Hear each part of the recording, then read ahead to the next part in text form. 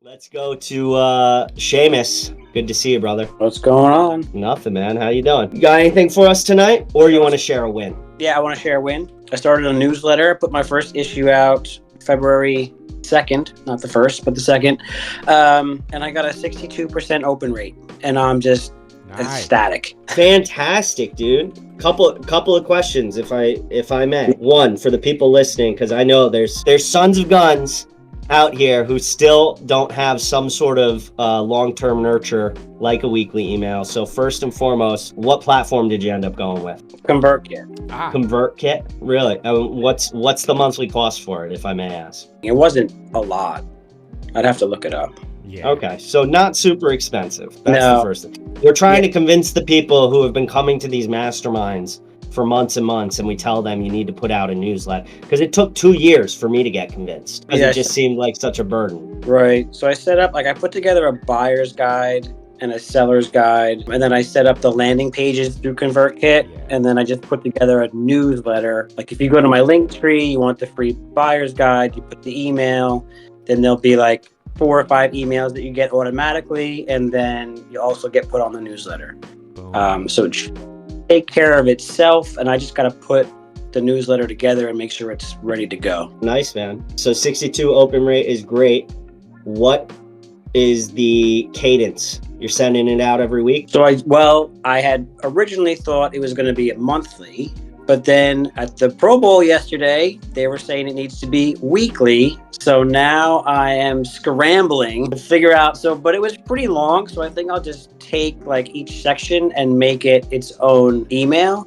So like 1 week would be market updates. 1 week would be whatever's going on in Charleston that month. Another week will be restaurant of the month or something. I don't know. I'll figure it out, but that's sort of the direction it's going. I like that Very idea. nice, man. I want to add something real fast. Make sure, especially if you're scrambling each week, you need some like small aspect of it that's easy to replicate, because there's going to be weeks that you are going to be scrambling and you're going to be like, oh, hell, I did not get my newsletter done. Yeah, for the events, I used the Google's AI Bard, and I was like, give me events in Charleston for February, and then boom, it was right there.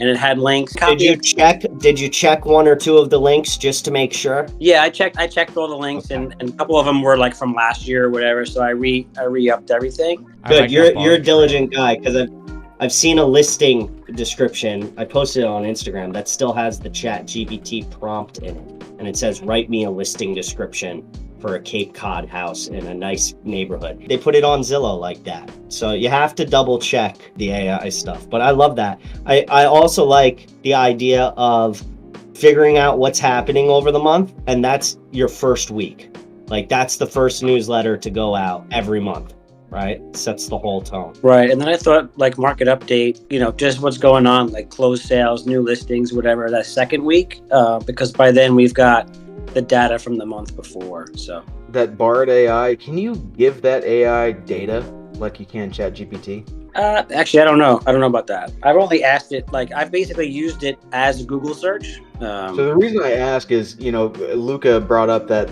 somebody that just threw something in there, copied and pasted to the MLS. Something I've done that I think is really cool is I've taken all my previous listing descriptions that I've written myself, thrown it in ChatGPT and said, write a listing description that sounds like this in that writing style, and it'll do it. And the interesting thing is, if you go to one of those AI detection websites, copy and paste it in there, it'll say 0% AI. Nice. That's what Neil was talking about, training these AIs to speak with your voice. He showed an example of literally speaking with your voice, but training and prompting these AI tools to actually write with your tonality, and then no one will ever know the difference, guys. No one will ever know.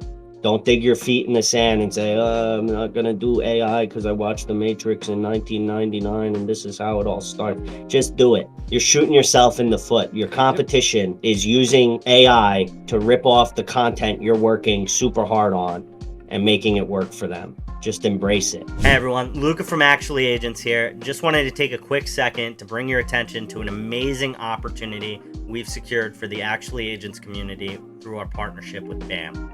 If you use code ACTUALLY on the website link in the description, you'll gain 10% off to the BAMX training platform. It is jam-packed with courses, information, ebooks, scripts, and more, all specifically designed for the modern real estate agent like yourself who's ready to commit to their craft and 10x their business this coming year. Remember, use code ACTUALLY. It's 10% off. The link is in the description. Thanks so much for your support. You know, the newsletter is new to you. Your goal now should be when you talk to new people, or I know you're very involved in your neighborhood and community. Your goal when you talk to them is get their email, because the newsletter will do all the heavy lifting for you, right?